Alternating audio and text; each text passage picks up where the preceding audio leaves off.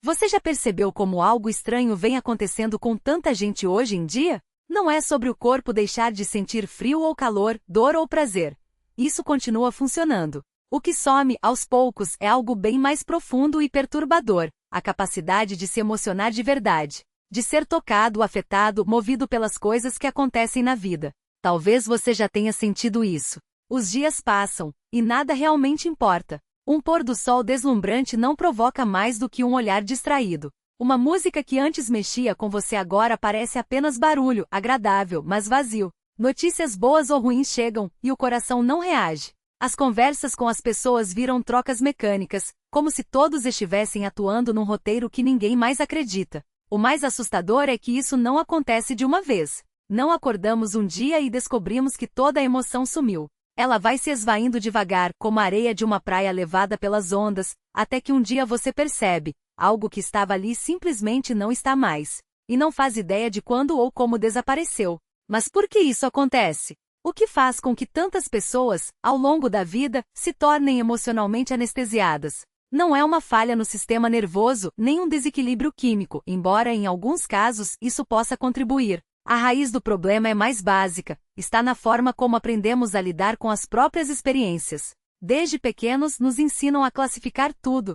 Isso é bom, aquilo é ruim. Isso traz prazer, aquilo traz dor. Isso deve ser buscado, aquilo deve ser evitado. E então nos dizem para correr atrás do que nos faz bem e fugir do que nos faz mal. Parece lógico, não? Afinal, qual criatura não busca o prazer e foge da dor? Até os animais fazem isso instintivamente. Mas os seres humanos vão além. Não nos contentamos em reagir ao momento como os outros animais. Criamos estratégias mentais elaboradas para maximizar o prazer e minimizar a dor ao longo do tempo. Desenvolvemos sistemas complexos de controle, tentando moldar a vida de modo que só encontremos o que nos agrada e evitando tudo o que nos desagrada. E aí começamos a reprimir, a resistir, a negar. Qualquer emoção incômoda é imediatamente rotulada como indesejável, e fazemos de tudo para que ela desapareça. Distraímos a mente e racionalizamos, buscamos escapes, qualquer coisa para não sentir de verdade. Uma situação difícil surge, e já começamos a planejar como fugir dela, como consertá-la,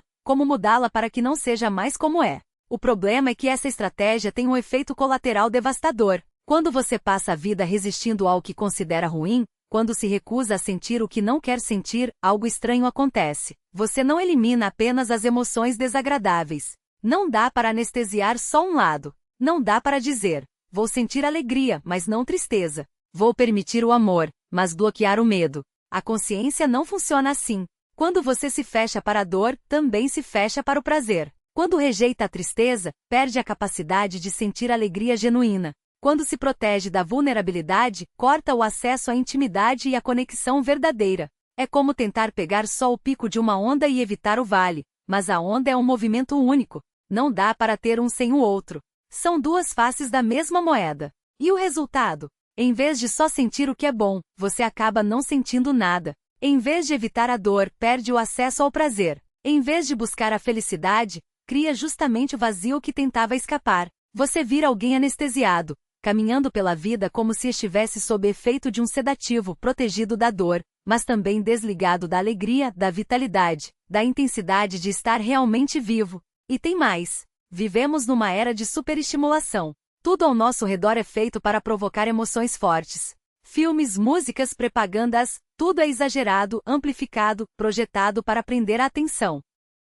Mas o que acontece quando somos bombardeados o tempo todo por estímulos intensos? O mesmo que acontece quando só comemos comida muito temperada, o paladar fica embotado. Só o que é extremo, forte, avassalador consegue ser percebido. As nuances, os detalhes, as emoções sutis deixam de ser notadas. A capacidade de sentir o simples, o cotidiano, vai se atrofiando. E assim, em vez de nos conectarmos com a riqueza da vida real, ficamos viciados em emoções artificiais, sempre buscando o próximo pico de excitação, até que nada mais nos toca de verdade. Totalidade da experiência humana, o desconforto, a incerteza, a tristeza, até mesmo o tédio sem resistência, sem a necessidade imediata de consertar, fugir ou anestesiar. Porque é justamente essa resistência que nos afasta do sentir. Quando nos recusamos a aceitar o que é, criamos uma barreira invisível entre nós e a vida. E essa barreira não protege, ela aprisiona.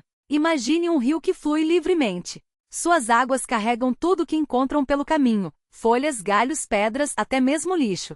Se você tentar bloquear apenas o que considera indesejável, o rio não para, ele apenas se acumula, transborda, cria pressão. Da mesma forma, quando nos recusamos a sentir certas emoções, elas não desaparecem. Elas se acumulam, se transformam em tensão, em ansiedade, em uma sensação difusa de que algo está errado, mas não sabemos o que. E assim, em vez de nos abrirmos para a plenitude do que é, vivemos em um estado constante de contenção, como se estivéssemos segurando a respiração sem perceber. O paradoxo é que ao permitir que tudo seja sentido sem julgamento, sem análise, sem a urgência de mudar, as emoções deixam de nos controlar. Elas passam a fluir, como o rio que segue seu curso. A tristeza não é mais um buraco sem fundo, mas uma onda que vem e vai.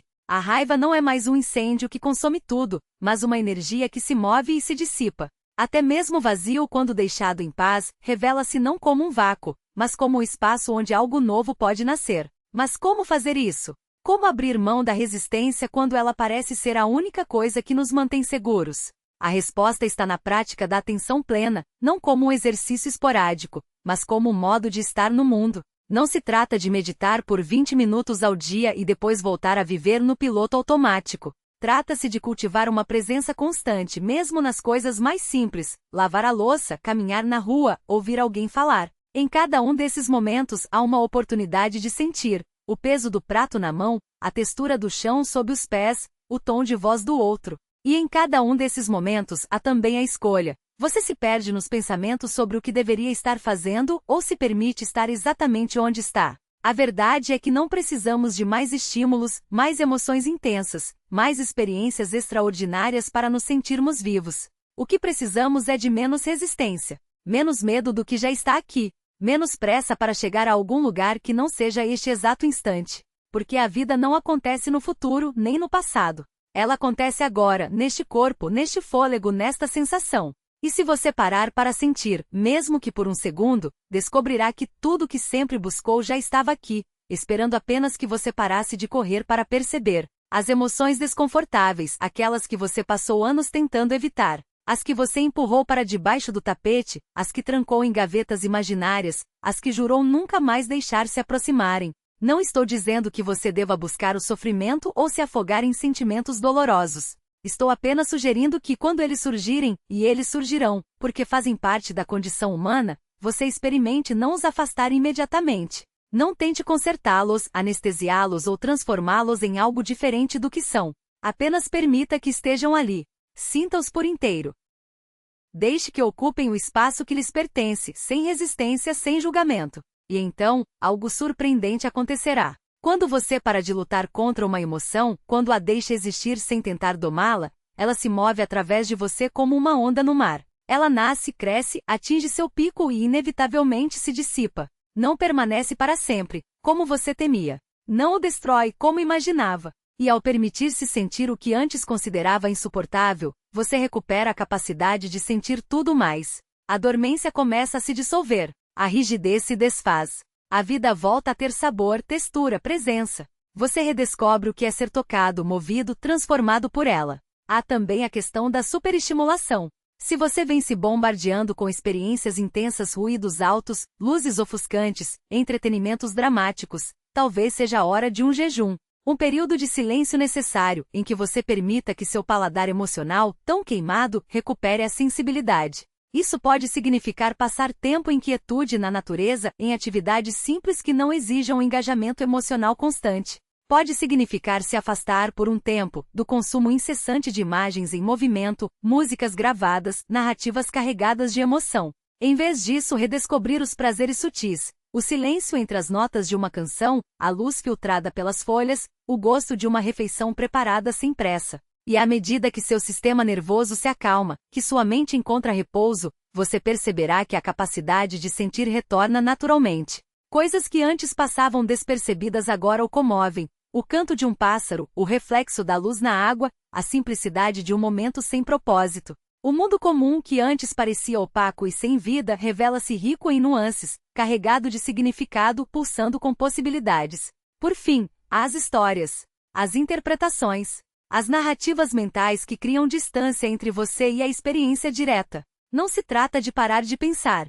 Isso nem seria possível nem desejável. Trata-se apenas de reconhecer o pensamento pelo que ele é, uma parte da experiência, não a experiência inteira. Quando uma emoção surge, experimente senti-la antes de rotulá-la, analisá-la ou transformá-la em uma história sobre o que ela significa. Perceba onde ela se manifesta no corpo. Observe sua qualidade, sua intensidade, sua textura. Permaneça com a sensação em si, não com os pensamentos sobre ela. E ao fazer isso, você descobrirá algo profundo. As emoções em si mesmas não são o problema. Elas são apenas energia em movimento, sensações que surgem e passam. O que cria o sofrimento é a resistência a elas.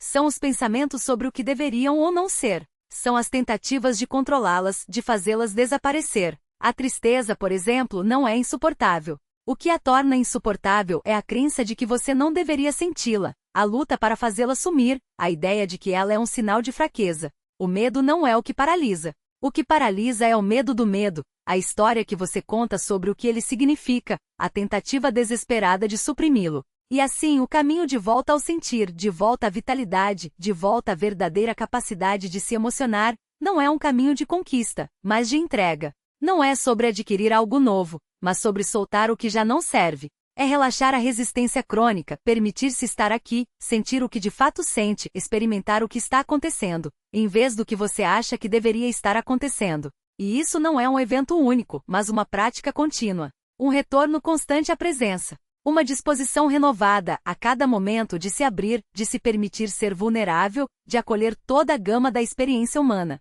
Você esquecerá. Voltará à dormência, à resistência, aos velhos hábitos de controle e negação. Isso é natural. É esperado. Mas cada vez que perceber, cada vez que notar que se fechou novamente, terá uma nova chance de voltar. De se abrir. De deixar o sentir fluir mais uma vez. E aos poucos, quase sem perceber, a dormência se tornará menos constante, menos profunda. A capacidade de sentir retornará, não como algo que você criou, mas como algo que sempre esteve ali, esperando pacientemente que você parasse de fugir. Porque a verdade é simples. Você nunca deixou de sentir. Sentir é o que a consciência faz.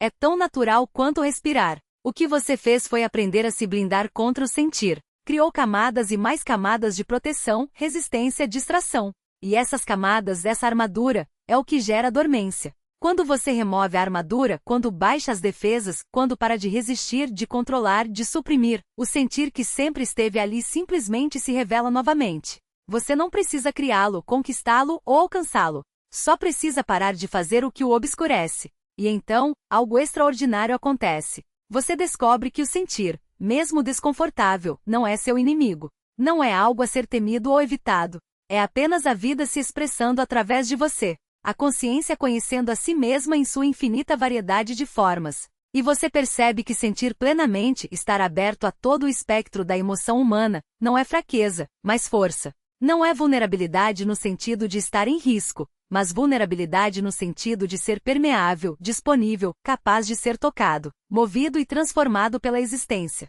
Isso é estar verdadeiramente vivo. Não sentir apenas o prazer, não experimentar apenas o que você julgou positivo ou desejável, mas estar aberto a tudo. À alegria e à tristeza, ao conforto e ao desconforto, à leveza e ao peso, à vontade de se entregar a cada um deles, e nessa entrega, descobrir que você é muito mais vasto, muito mais resiliente, muito mais inteiro do que jamais imaginou.